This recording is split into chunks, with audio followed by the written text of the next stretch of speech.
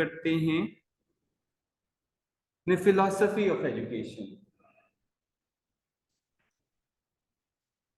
हम तमाम लोगों के साथ एक बड़ा खूबसूरत वाकया होता है हमारे घरों में। बदकिस्मती कहें या कुछ किस्मती कहें, जिंदगी में कभी भी हम कोई अच्छी, कोई अकल वाली, कोई सियानी बात अपने दोस्तों में बैठे हुए कर लें, अपने घर में बैठे हुए कर लें, तो हमें क्या जवाब सुनने को मिलता है? भाई रहंदा नहीं डांटता न सियाना ना बन, अमूमन सुनने को मिलता है ना। तो why they call you philosopher, why they call you अफलातून? अफलातून के साथ ही आपकी निस्बत क्यों जोड़ते हैं, वो भी जब आप कोई अकल वाली बात करते? कभी सोचा किसी और के साथ क्यों नहीं? जब आप कोई सियानी, कोई अकल वाली, कोई विजडम वाली बात करें, अकलमंद होने का सबूत या दानिश्वर होने का सबूत देने की कोशिश करें, तो आपको किसी न किसी फिलोसोफर के साथ जोड़े। वाई?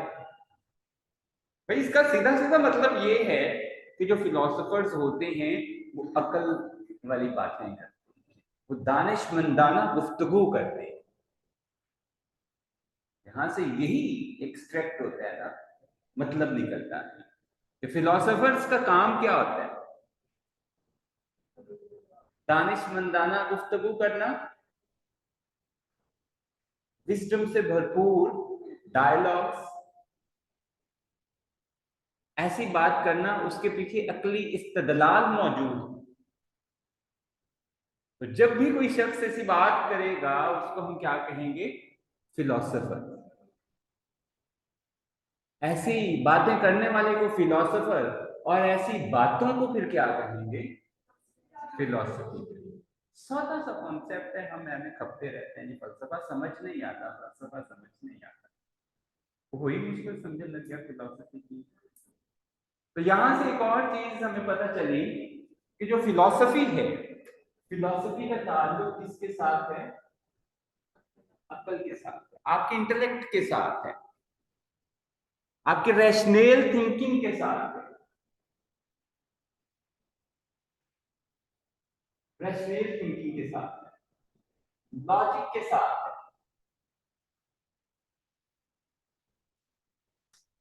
हमारे यहाँ, हाँ चले हम लोग इसको बाद में डिस्कस करेंगे, पहले फिलॉसफी के देखें। अगर हम फिलॉसफी की बात करें तो फिलॉसफी लफ्ज निकला कहां से है?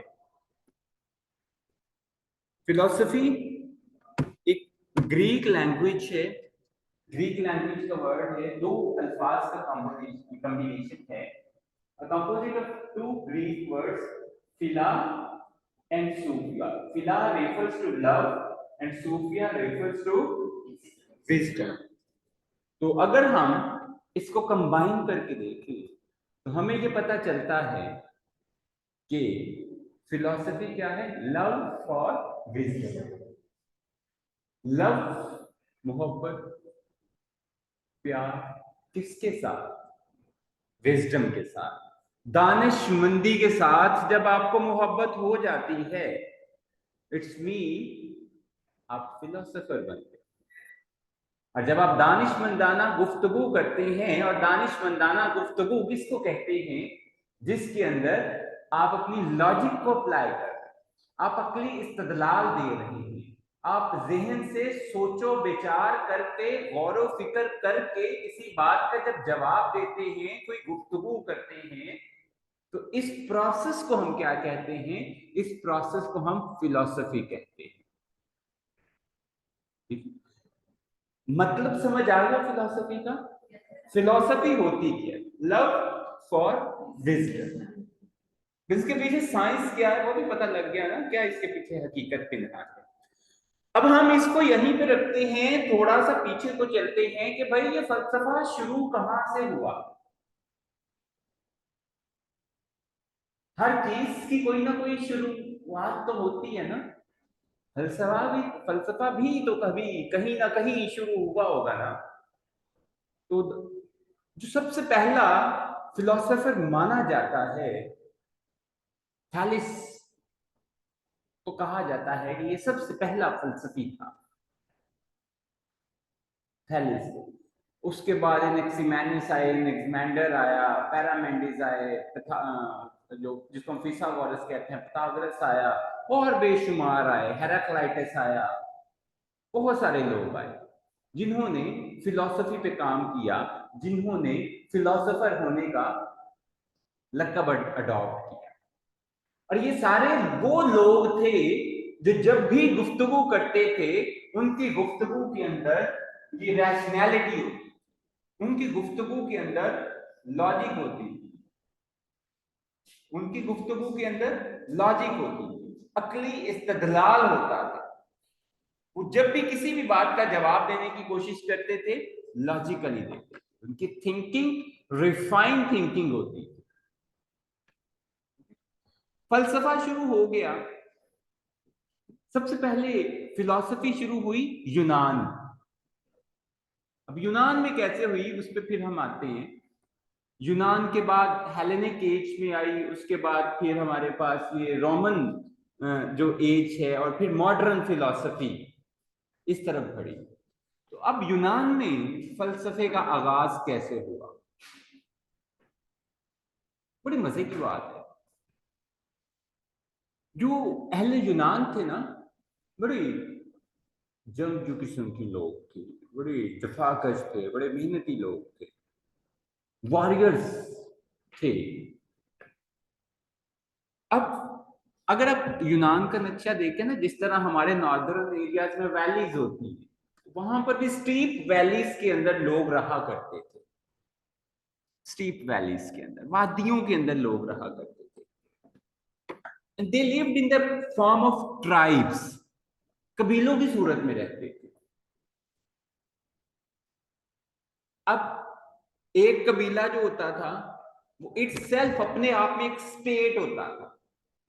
उनके अपने नॉर्म्स होते थे, उनकी अपनी वैल्यूज होती थी, उनकी अपनी एथिक्स होते थे, उनके अपने कवानीन होते थे। हर ट्राइब जो एक वैली के अंदर रहाइश पजीर होता था, उनकी अपनी सारा कवानीन, इखलाकियात, इकदार, उनकी सारी अपनी हुआ करती थी। तो उस स्टेट को ग्रीक लैंग्वेज के अंदर कहते हैं पॉलिस। पॉलिस उन स्टेट्स को कहा जाता था। अब जिस तरह आज भी वो कल्चर है कि जो मजबूत होता है, ताकतवर होता है, वो जो कम ताकतवर होता है उसको स्नब करके रखता है, उस पर अपनी ताकत जमाए रखता है, ताकत का रोब जमाने की कोशिश करता है। वहां पर भी यही कल्चर था कि जो ताकतवर कबीले थे, वो अपने आप को प्रोमिनेंट करने के लिए, चौधरी बनने के लिए, नंबरदार बनने के लिए दूसरे कबीलों को दबा कर रखते थे, उनके अपने पर्सनल गेन्स के लिए उनको साथ मिला के रखते थे। आज भी तो यही सिलसिला है ना। तो वहां पर दो जो पॉलिस थी, दो स्टेट्स ऐसी थी जो ताकतवर तरीन स्टेट्स थी। ताकतवर तरीन स्टेट्स जिनके दरमियान लड़ाई थी, एक कहता सी मैं चौधरी, दूजा कहता सी मैं चौधरी। बाकी जो छोटे कबीले थे वो तो फिर इस काबिल ही नहीं थे कि उनकी बराबरी कर सके। उन दो ताकतवर तरीन पावरफुल पॉलिस के अंदर, उन पावरफुल स्टेट्स के अंदर एक थी एथन। एथेंस का नाम तो सुना होगा, ठीक है। और एक थी, दूसरी कौन सी है, स्पार्टा। इसका नाम भी सुना होगा। दो स्टेट्स थी, एक एथन और दूसरी स्पार्टा। ये दो स्टेट्स थी, दोनों पावरफुल स्टेट्स थी। इनकी आपस में बड़ी लड़ाई रही है। लड़ाई किस चीज की थी? नंबरदारी की लड़ाई थी, चतराहट की लड़ाई थी। हुआ क्या, इनकी आपस में खाना जंगी होती थी, बड़ी जंगी हुई इनकी।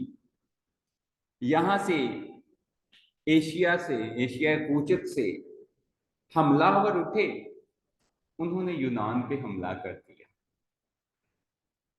अहले यूनान पे उन्होंने क्या कर दिया? हमलावर हो गए। अब इन दोनों ने देखा, इन्होंने कहा जी हम तो फिर चले आपस का फैसला बाद में कर लेंगे, पहले इनसे तो इस अजाब से तो जान छुड़वाएं, ये जो हमलावर हम पर आ गए। तो एथेंस वाले थे जो, इन्होंने बर्री फौज दी, बर्री फौज यानी कि जमीनी फौज, सॉरी इन्होंने दी समुद्री फौज, और इन्होंने दी बर्री फौज यानी कि जमीनी फौज। अब इन दोनों का अलायंस बना एथेंस और स्पार्टा का, एथेंस का और स्पार्टा का, दोनों का अलायंस बना। किस लिए अलायंस बना, किस लिए इनका इत्तेहाद हुआ? ताकि जो बैरूनी हमलावर है उनसे छुटकारा पाया जा सके, यूनान को डिफेंड किया जा सके। तो इन्होंने बड़े अच्छे तरीके से अपनी जमीन को दुश्मन से बचाया, बैरूनी हमलावरों से बचाया। उसके बाद हुआ क्या, जब इन्होंने डिफेंड कर लिया अपनी जमीन को, जो स्पार्टा की जमीनी फौज थी ना, डिस्पर्स हो गई, मुंतशिर हो गई, जेड़े जिथों आए थे आपदे आपदे घर सारे गए चले। एथेंस वाले जो थे, इन्होंने क्या काम किया, अपनी जो समुद्री फौज थी जिसको हम नेवी बोलते हैं, जो इनकी बहरिया थी, इन्होंने क्या काम किया, उसको तिजारत पर लगा दिया। समंदर में तिजारत पर लगा दिया। आप हमारे यहां से सामान उठाएं, समंदर के रास्ते दूसरे इलाकों तक लेके जाएं। बहरी कज़ाक भी होते थे, समंदरी लुटेरे जिनको कहते हैं वो भी होते थे वहां पर, चूंकि दे आर प्रोफेशनल सोल्जर्स, इन्होंने उनको क्या कर दिया, तिजारत पे लगा दिया। अब जब इन्होंने समंदर के रास्ते तिजारत करनी होती थी, समंदर के रास्ते तिजारत करनी होती थी, तो अब आप देखिए खुला समंदर है, या तो ऊपर नीला आसमान है या काला आसमान है, तो तीसरी ऑप्शन तो नहीं है ना। समंदर में दूर दराज तक कोई आपके पास इंडिकेशन भी नहीं। आज का दौर तो था नहीं, जितने मॉडर्न इक्विपमेंट्स हो, जीपीएस हो, दिस एंड दैट हो, ऐसे इंस्ट्रूमेंट्स तो नहीं थे, इंटरनेट की फैसिलिटी तो नहीं थी। तो फिर इन्होंने क्या काम करना होता था, सफर से निकलने सफर पर निकलने से पहले इन्होंने अंदाजा लगा के निकलना होता था भाई कब हमें सफर करना चाहिए, कब हमें सफर करना नहीं चाहिए, सफर हमने कब करना है, मौसम कैसा है, समुद्री तूफान तो नहीं आने वाला, बारिश तो नहीं पड़ने वाली, कोई और मामला तो नहीं है। सिमतों का तायुन करने के लिए इन्होंने सितारों पर गौर फिक्र, आसमान पर गौर फिक्र करना शुरू कर दिया। कौन सा सितारा किस सिमत में है, कौन सा सितारा किस सिमत में निकलता है। दिन टाइम तो चलो डायरेक्शंस का अंदाजा हो जाता है सूरज की वजह से, तो सिमतों का तायुन करने के लिए रात को इन्होंने वो आसमान पे गौर फिक्र करना शुरू कर दिया। तो यहीं से सिलसिला शुरू होता है गौर फिक्र करने का। इन्होंने सोचना शुरू कर दिया भाई किधर को जाना है, क्या करना है, मौसम ऐसा हो तो ये इसके आउटकम्स निकल सकते हैं, हालात वाकयात ऐसे हों तो ये आउटकम्स निकल सकते हैं। यहां से किस चीज की, कौन सी चीज इमर्ज हुई, गौर फिक्र करना, गौर फिक्र करने की आदत पड़ी इन लोगों को। तो जब इन लोगों को आदत पड़ी गौर फिक्र करने की, ऐसी आदत पड़ी, वो बंदा हैबिचुअल हो जाता है ना, लत लग जाती है, तो इनको वो गौर फिक्र करने की लत लग गई। अपने माहौल में इर्द गिर्द जो भी चीज ये देखते, फिर जो चीज भी इनके इर्द गिर्द पड़ी होती उसको देखते, अच्छा ये क्यों है, कैसे बनी, कहां से आई, बनने से पहले कहां पर मौजूद थी, एग्जिस्टेंस क्या है, कब से मौजूद है, कब पैदा हुई, कब खत्म होगी, खत्म होने के बाद इसका क्या बनेगा। इन्होंने अपने माहौल के इर्द गिर्द आदत क्या पड़ी वो हम पूरा किस्सा पढ़ चुके हैं, कहां से आदत पड़ी। इन्होंने अपने पूरे के पूरे माहौल में इर्द गिर्द की चीजों पे गौर फिक्र करना शुरू कर दिया। जो चीज भी ये सामने देखते उसके ऊपर क्वेश्चन रेज करना शुरू कर दिया, उस पर सवालात उठाने शुरू कर दिए। तो ये क्यों है, वजह क्या है इसके पीछे, what are the reasons behind this. वो रीजंस को आइडेंटिफाई करते करते करते फिर वो रीजन पहले सवाल पुट करते, पहले सवाल खुद पुट करते, भाई ये यहां पर ये टेबल पड़ा, ये टेबल कैसे बन के पड़ा हुआ है, तो फिर खुद ही इस सवाल का जवाब देने की कोशिश करते। सवालात अपने माहौल में जो चीज भी देखते, अपने सराउंडिंग के अंदर, यूनिवर्स के अंदर जिस जिस चीज को ये ऑब्जर्व कर रहे होते, उस चीज के बारे में ये सवालात उठाना इन्होंने शुरू कर दिया। और फिर उन सवालात के जवाब ये कैसे देते, जो हम सबसे पहले पढ़ चुके हैं फिलॉसफी के मफहूम को समझते हुए, किसके जरिए, रैशनल थिंकिंग के जरिए। अब होता क्या था, रैशनल थिंकिंग कब इमर्ज हुई, एक बंदे ने एक सवाल किया, चंद लोग बैठे हुए, गपशप, हमारे बाबे भी बैठे होते हैं ना गांव में हुक्का पीने, बातें करते हैं, बड़ी गुफ्तगू करते हैं, तो उस वक्त भी लोग बैठे होते थे, किसी चीज को देख लिया ये ऐसे क्यों है, उसके ऊपर डिस्कशन स्टार्ट हो गई। हर बंदे ने उसके ऊपर अपना नुक्ता नजर बयान करना होता। अब उन्होंने अल्टीमेटली किसी एक नुक्ता नजर पे पहुंचना होता था। असल हकीकत क्या है, सबसे सही नुक्ता नजर किसका है, सबसे सही इसकी जो रीजन है वो किसने तलाश की है। तो यहां से शुरू हुआ अक्ली इस्तदलाल। भाई 5 लोग बैठे हैं, एक सवाल पे बहस कर रहे हैं, तो पहले ने उस पर अपना नुक्ता नजर दिया, दूसरे ने दिया, तीसरे ने दिया, चौथे ने दिया, पांचवें ने दिया। वो कहते थे सिर्फ नुक्ता नजर नहीं देना, दलील भी दो साथ। आपके नुक्ता नजर, आपके व्यू पॉइंट के पीछे, आपके पर्सपेक्टिव के पीछे ये रीजन है। ऐसी दलील, दलील क्या होती है, ऐसा सबूत होता है जिसको अकल तस्लीम करती है। दलील इसी को कहते हैं ना, लॉजिक इसी को कहते हैं ना, अकली इस्तदलाल, कि अकल की समझ में आने वाले सबूत दो। वो कहते हैं अच्छा तू अगर सच्चा है ना तो बता इसके पीछे दलील क्या है, अकली इस्तदलाल दो। इसको कहते हैं रैशनल थिंकिंग, रैशनैलिटी इसको बोलते हैं। अकल होना अलग बात है, रैशनैलिटी होना अलग बात है। अकल का रिफाइन इस्तेमाल, इंटेलेक्ट का जो रिफाइन यूज है, उसको हम रैशनैलिटी बोलते हैं।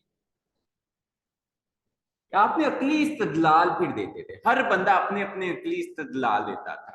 और समटाइम ऐसा होता था कि भाई मैंने एक लॉजिक दी, कोई भी सवाल उठाना, उस सवाल पे मैंने अपना पर्सपेक्टिव बयान किया, इन्होंने अपना पर्सपेक्टिव बयान किया, इन्होंने अपना पर्सपेक्टिव बयान किया, आपने अपना पर्सपेक्टिव बयान किया, और अपने अपने पर्सपेक्टिव के सबूत के तौर पे, उसके एविडेंस के तौर पे हमने जो रीजंस बताई, इनकी भी सही लग रही थी, इनकी भी दुरुस्त लग रही थी, इनकी भी बिल्कुल हमें लग रहा था कि ऐसा ही है, सबकी सही लग रही थी, तो सभी अपने अपने मौकिफ पे कायम है। सवाल एक है, सवाल एक है, 1 2 3 4 5 6, 4 5 मौकफ आ गए आपके पास, मुख्तलिफ पर्सपेक्टिव आ गए।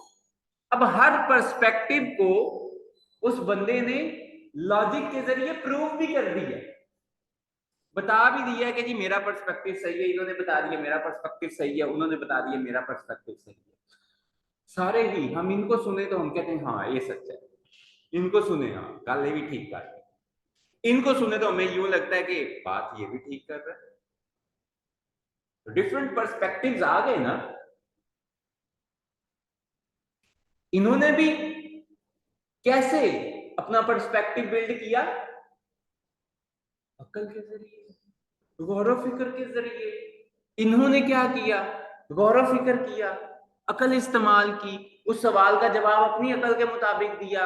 इन्होंने क्या किया, उस सवाल का सेम क्वेश्चन का आंसर अपनी सेंस के मुताबिक, अपने तजर्बात और मुशाहिदात की रोशनी में, अपनी अकल के मुताबिक जवाब दिया।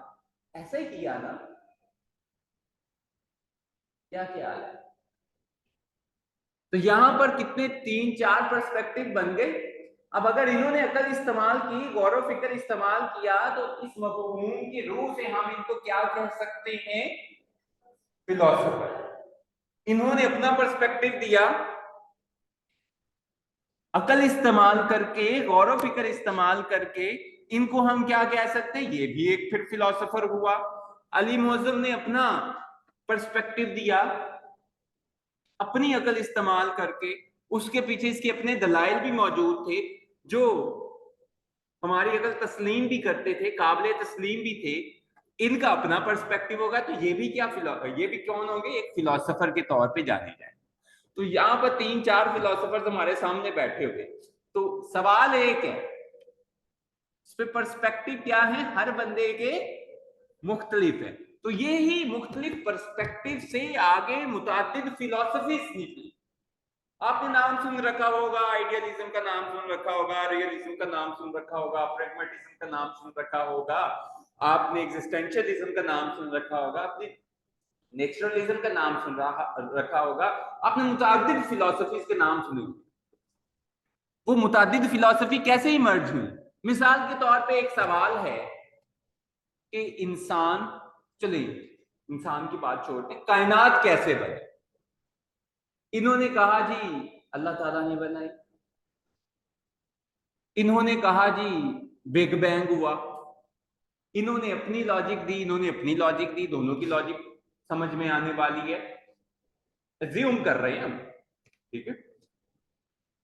तो इनकी फिलॉसफी अलग होगी, इनकी फिलॉसफी, इसी तरह डिफरेंट फिलॉसफीज इमर्ज। सवाल एक होता है, लेकिन उस पे हर बंदे का पर्सपेक्टिव अलग होता है। जब पर्सपेक्टिव अलग हो जाता है तो हम कहते हैं इस बंदे की फिलॉसफी है,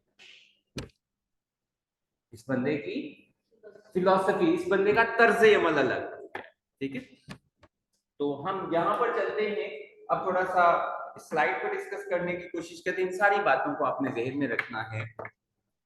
अच्छा, नहीं, इससे पहले हम एक और चीज डिस्कस कर लेते हैं कि फलसफा, जब यूनान वालों में फलसफा आया ना, पहले यूनान में फलसफे का इमर्ज हुआ, उन्होंने गौर फिक्र करना शुरू कर दिया।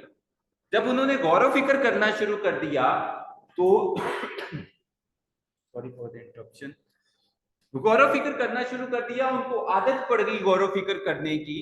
तो फिर क्या हुआ कि वो अपने बच्चों को भी यही चीज सिखाने लगे कि भाई आपने इस मुआशरे के अंदर जो भी काम करना है वो काम सोच समझ के अच्छे तरीके से करना है।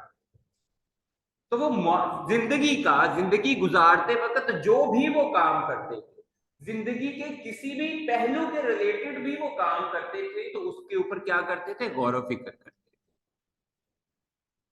वो आपके लोगों के साथ ताल्लुकात क्यों ना हो, वो आपकी इंफरादी जिंदगी क्यों ना हो, वो आपकी ग्रोही या ग्रुप लाइफ क्यों ना हो, वो आपकी इंडिविजुअल लाइफ भी हो सकती है, आपकी ग्रुप लाइफ भी हो सकती है, वो आपकी सोशल लाइफ भी हो सकती है, वो आपकी इकोनॉमिक लाइफ भी हो सकती है, वो आपकी प्रोफेशनल लाइफ भी हो सकती है, वो आपकी पर्सनल लाइफ भी हो सकती है।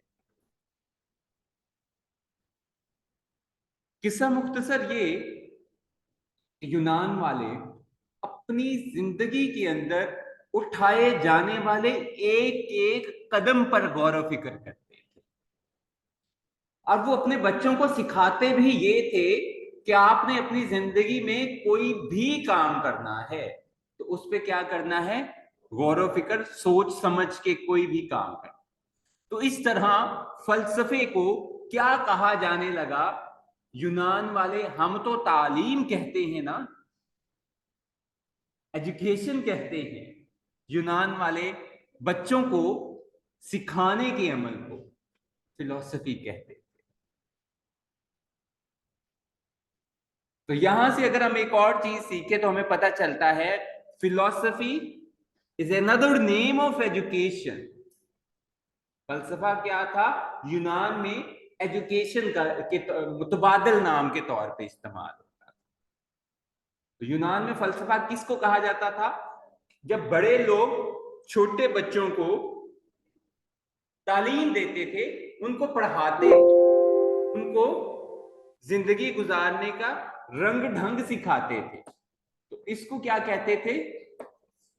फिलॉसफी कहते थे। ठीक हो गया? वही जो एजुकेशन है, जो एजुकेशन वो एजुकेट कर रहे होते थे ना, बच्चों की तालीम और तरबियत कर रहे होते, लेकिन नाम उसको क्या दे रहे थे? फिलॉसफी का। और वो तालीम और तरबियत सिर्फ एक चीज की, एक शोबे की तालीम और तरबियत नहीं करते थे, बल्कि इंटायर लाइफ की अंदर उनकी ट्रेनिंग कर रहे होते थे, उनकी तालीम और तरबियत कर रहे होते थे। Is it clear? इनके यूनान में क्या था? यूनान में तमाम एजुकेशन को फिलॉसफी कहा जाता था। अब इतनी को डिस्कशन के अंदर जो मेन पॉइंट्स हम लोगों ने डिस्कस किए हैं, वो ये डिस्कस किए हैं, philosophy is a Greek word, combination of two Greek words, phila and sophia. Phila mean love and sophia mean wisdom. तो कलेक्टिवली अगर देखें तो लव फॉर विजडम। फिलॉसफी क्या होती है? जब आप खूबसूरत बातें करें, दानिशमंदाना गुफ्तगू करनी, अकल को इस्तेमाल करते हुए, अकल को मलहूजे खातर रखते हुए जब आप कोई भी गुफ्तगू करते हैं, तो हम उसको क्या कहते हैं? फिलॉसफी कहते हैं। और जो बंदा वो अकलमंद गुफ्तगू करता है, अकल वाली बातें करता है, उसको क्या कहते हैं? फिलॉसफर कहते हैं। तो फलसफा कहां से शुरू हुआ? लोगों ने गौर फिक्र करना शुरू कर दिया अपनी हर इर्द गिर्द की चीज पे, उनको वो एक आदत पड़ गई, तो अपनी जिंदगी में वो जो भी काम करते थे उस पर पहले गौर फिक्र करते थे, इसके फायदे क्या, नुकसान क्या है, क्या ये सही होगा, नहीं सही होगा, मुझे करना चाहिए, नहीं करना चाहिए। तो यही बातें उन्होंने अपने बच्चों को सिखानी शुरू कर दी, जिंदगी के हर शोबे की ट्रेनिंग करना शुरू कर दी। तो उस ट्रेनिंग को ये क्या नाम देते थे? फिलॉसफी का नाम। Is it clear? Do you have any question? यहां तक अगर आपका कोई सवाल हो